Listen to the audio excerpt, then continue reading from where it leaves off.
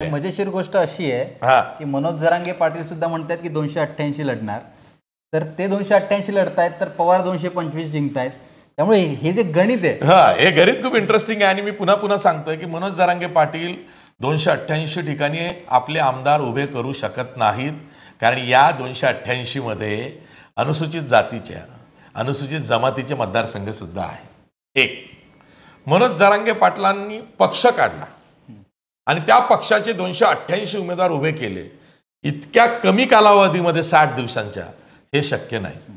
मला स्वतःला जे वाटतं ते हे आहे की मनोज जरांगे पाटील काही ठिकाणी, खास करून मराठवाड्यामध्ये, विदर्भातला बुलढाणा, वाशिम, फार फार तर यवतमाळ जिल्ह्यात इथे आणि नाशिक जिल्ह्यामध्ये, पश्चिम महाराष्ट्रात काही ठिकाणी, एवढ्या ठिकाणी ते टॅक्टिकली काही उमेदवार उभे करतील आणि काही ठिकाणी पाठिंबा देतील. आता ते पाठिंबा कोणाला देतील आणि उभे करणारे हे कोणाच्या विरोधात सक्षमपणे उभे राहतील हे खूप इंटरेस्टिंग असणार आहे. तेव्हा मनोज जरांगे पाटील जे काही बोलतात तसंच सगळं होईल असा मानणारा मी नाही. लोकसभेला मनोज जरांगे पाटील फॅक्टर हा का प्रभावी ठरला? कारण पहिल्या टप्प्यामध्ये विदर्भातल्या 5 जागांसाठी जे मतदान झालं, मी तिथे बघितलं की तिथे DMK फॅक्टर होता.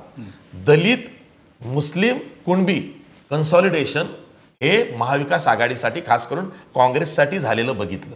कारण संविधान बचाव, संविधान हटवतायत हे नॅरेटिव्ह खूप भक्कम झालं होतं आणि मुस्लिम मतदार हा तसाही आता काँग्रेसकडे वळला आहे की त्यांना असं वाटायला लागलेलं आहे की सगळे प्रयोग झाले, शेवटी आपली माली आणि हाली हालत काँग्रेस बघतं. काँग्रेस हा पारंपरिक आपला किती नावं ठेवले तरी आपल्याला जवळ करतो आणि आपणही त्यांच्या जवळ जातो, या मानसिकतेत महाराष्ट्रातला मुसलमान आलेला आहे.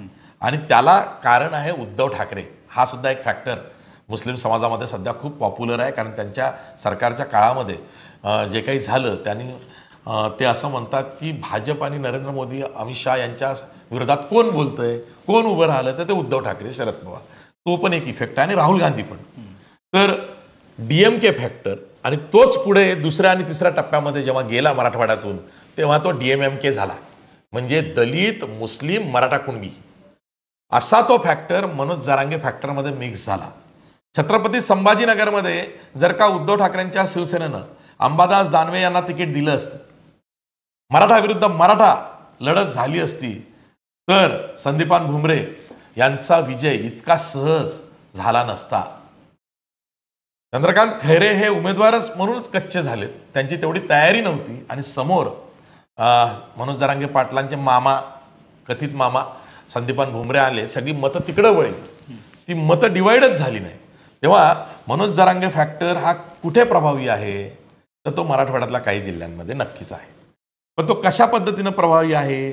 तर त्याला या मतांची जोड आणि ते त्यांच्यासोबत गेल्यावरती तो प्रभावी आहे.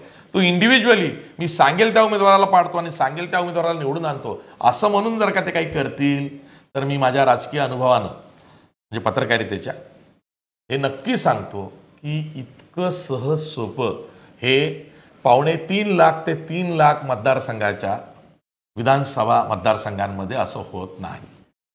2.25 ते 3 लाख मतदार असतील विधानसभेला एका मतदारसंघात, तर इतकं सहज सोपं नाही. आणि म्हणून मग मला जो एक विचार अजित पवार गटाच्या आमदारानं बोलून दाखवला होता की आशिषराव, आम्हाला भीती कधी कधी अशी वाटते की वातावरण चिघळलं आणि शरद पवारांनी आमच्या मतदारसंघामध्ये एक जरी सभा घेतली तरी 20 ते 25 हजार मतांचा खड्डा पडतो आणि मग आमची सीट गेली, आमदारकीच राहिली नाही, तर मग बाकीचा तो निधी घेऊन काय करायचं, असा तो विषय आहे. आणि शरद पवार यामध्ये माहीर आहेत की कुठल्या दिशेला हवा चालली आहे त्यांच्या लक्षात येतं आहे. थोडक्यात त्यांनी आज एक नॅरेटिव्ह सेट करण्याचा प्रयत्न केला आहे. त्याच्यामध्ये चंद्रशेखर बावनकुळे प्रतिक्रिया देऊन ट्रॅपमध्ये आलेत, पण देवेंद्र फडणवीसांनी प्रतिक्रिया दिली नाही.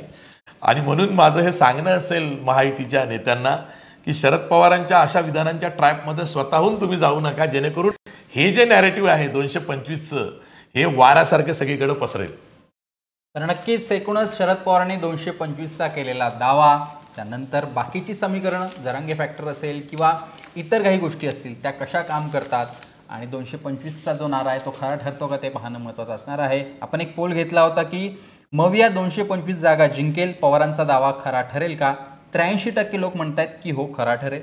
12% लोकांना वाटतं की नाही, 5% लोकांना वाटतं, सांगता येत नाही. आता काय होतं ते पाहणं महत्त्वाचं आहे. लोकमतचं यूट्यूब चॅनल जर सबस्क्राईब केलं नसेल तर ते आज आठवणीने सबस्क्राईब करा. असं म्हणजे तेच थांबतोय. धन्यवाद.